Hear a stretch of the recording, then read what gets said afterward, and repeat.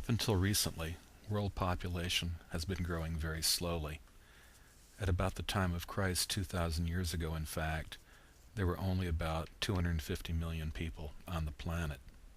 It took another 1,600 years, in fact, for this population to double to 500 million. However, 1 billion people were on the planet by about the year 1800, and the second billion mark was achieved by the 1920s. World population doubled again to 4 billion in 1975, and currently the global population numbers about 6.5 billion. In this component, we examine the forces that account for this tremendous population explosion in recent times. We also examine why some of the world's richest societies are experiencing population decline. The theory of the demographic transition provides a very dynamic and elegant way of explaining population change. The theory links changing patterns of fertility and mortality to the level of social and economic development within a society. It describes how the long-term modernization process that Western societies went through over the course of the past 2 to 3 centuries transformed the size and nature of their populations. The theory specifically holds that Western societies have gone through 4 stages relative to population dynamics. In the first stage, prior to modernization, fertility rates and mortality rates were both high, and thus had the effect of keeping population in a state of equilibrium, in a state of slow or no growth.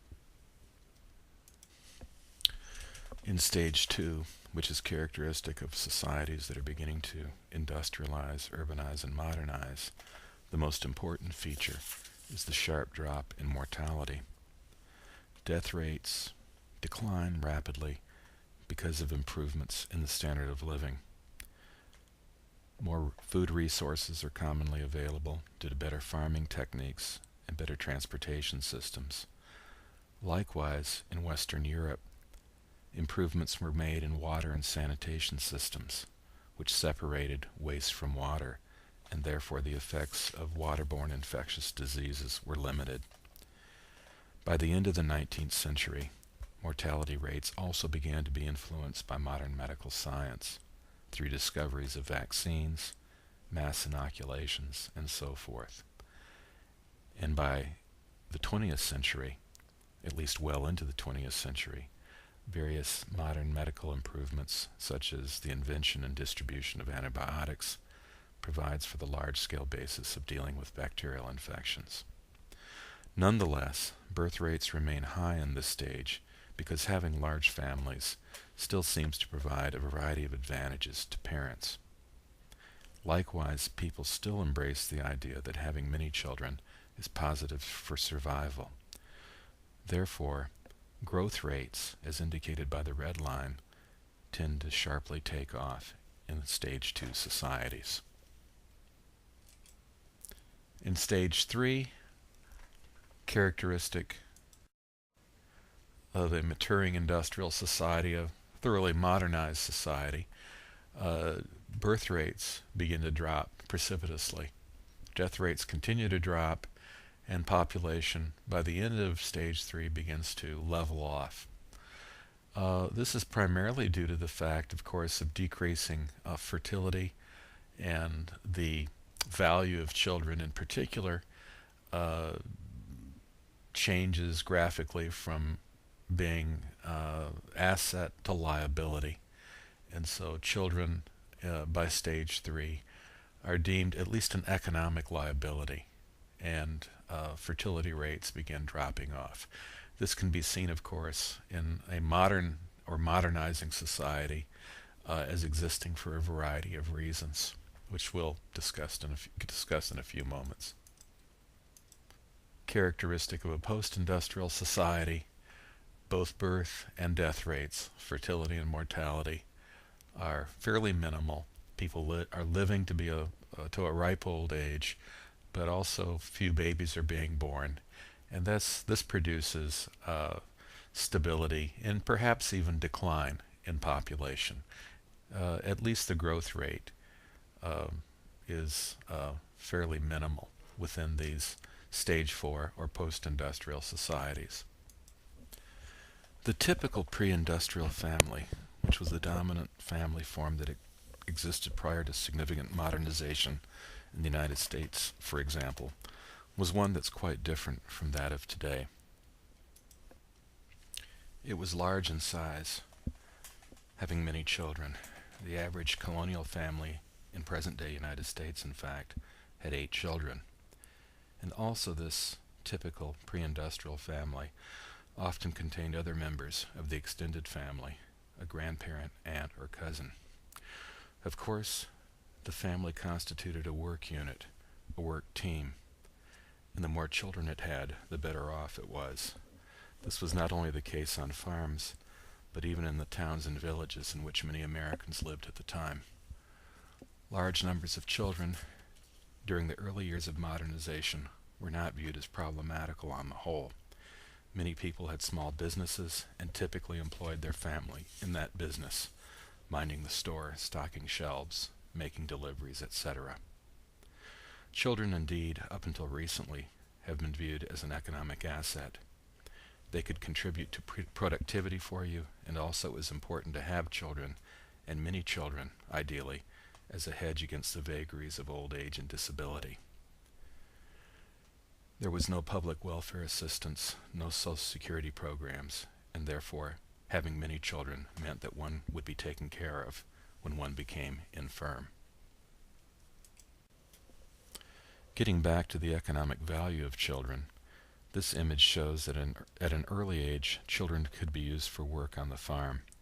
By ages 7, 8, 9, they were tending animals and caring for younger family members. By ages 9, 10, and 11, they could be working in the fields, and by their early teens, they could even be sent to another nearby farm to work for wages. The typical post-industrial family, the typical family of today, and I put typical in quotes because obviously there are many different family forms, is far different from that prevailing in pre-industrial societies. Families of today commonly consist of parents or a parent and a small number of children, not usually more than 3. Fertility in the U.S., that is the average number of children produced per woman over her lifetime, is at about 2 today, which means that we're at replacement for the next generation. In fact, for the first time in human history, we have couples such as these so-called dinks, double income, no kids, who publicly claim that they don't want children, that children are not really part and parcel of their current lifestyle and future. We also have a growing number of non-traditional family forms, such as gay and lesbian couples who sometimes do have children as part of their relationship, perhaps from a former marriage, adoption, or assisted reproductive technology. And these families are both novel and small in family size. Birth rates tend to be so low in post-industrial societies for a variety of reasons, but the upshot is that children are viewed as economic liabilities. First, virtually all material needs are met through income. We no longer grow our own food or make our own clothing or houses to any meaningful extent. Therefore, income is basic to acquiring the necessities of life. Housing, particularly in highly urbanized areas, is expensive, and therefore families with numerous children may find great difficulty in being able to afford adequate housing. We also live in an employer-based economy. People today largely work for others, other firms, businesses, or governmental agencies. We're no longer a nation of farmers or even small businessmen as we were before the 20th century. Therefore, families do not work as teams, they do not work as a unit, but rather rely on the job earnings of adult members. Post-industrial economies also have high rates of female workforce participation. In fact, only a minority of women today in the United States mirror the classic role of housewife. Rather, most women, even those with preschool children, estimated about 2/3 of all those with preschool children, are engaged in paid employment outside the home. This obviously requires that someone else must care for the young, and such care, as typically provided through daycare centers, is quite expensive. Children in post-industrial societies are required to stay in school for a lengthy period of time. Compulsory education laws in the United States, in fact, prohibit students from leaving school, at least until age 16 or 17. Children are expected today to have literacy and mathematical skills that will allow them to be employable in a highly technological, information-based economy. Moreover, governments in industrial and post-industrial societies commonly have prohibited children from fully working until at least their mid to late teens. Such restrictions mean that youth only are able to derive full-time employment by their late teen years or early adulthood. Given these factors, it's extremely expensive to have children within a post-industrial society. Periodically, the federal government estimates the cost of raising a child from birth to age 18.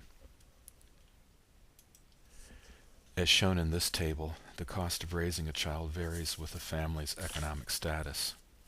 The typical affluent family in the U.S. spent about $250,000 in raising that child from birth to age 18. A significant question is, have all nations completed the demographic transition? The simple answer is that all developed nations have experienced the transition. In fact, fertility in most European nations today, as well as in Japan, is considerably below replacement. In Italy and Spain, for example, the average number of children born per woman is about 1.3. But what about the world's poor nations? Where do they stand in relation to the transition? Unfortunately, they have not completed the demographic transition. They have not done so largely because they have yet to incur the basic structural transformations that would significantly diminish the value of children. They have not modernized nor extensively urbanized or industrialized, so many people within these nations still do not derive important benefits from having smaller families. Likewise, they don't have Social Security programs in place, which would diminish the need to have children to provide for them in old age. In short, it still makes sense in these nations to have large families. Much employment is still in the hinterland in the form of agricultural production, and therefore having children provides unpaid labor. Also, children can be sent to a city, perhaps in New Delhi, or some other industrializing community nearby, where they can find paid employment, and they will remit much of this income back to parents at home. Better yet, a child can be engaged in international migration and go to a London or Los Angeles and find work in comparatively high wages there. However, it is important to point out that poor nations have experienced significant demographic change over the 20th century, the most important being the tremendous mortality decline in these nations. Such declines in mortality were largely realized through the importation of Western medicine following World War II, mass inoculations, spraying programs which killed off disease vectors were problematical, and such interventions as this. Death rates have dropped sharply in these nations, and of course, without concomitant diminishment in fertility, the sharp drop in deaths have led to high rates of natural increase. So today, those areas of the world that are experiencing the most rapid population growth are clearly those societies least able to sustain those populations in a material sense. In the next component, we look at the need for nations to either limit or encourage population growth, the choices that some have made in these regards, and the effects of these programs on population dynamics, as well as their effects on the broader society.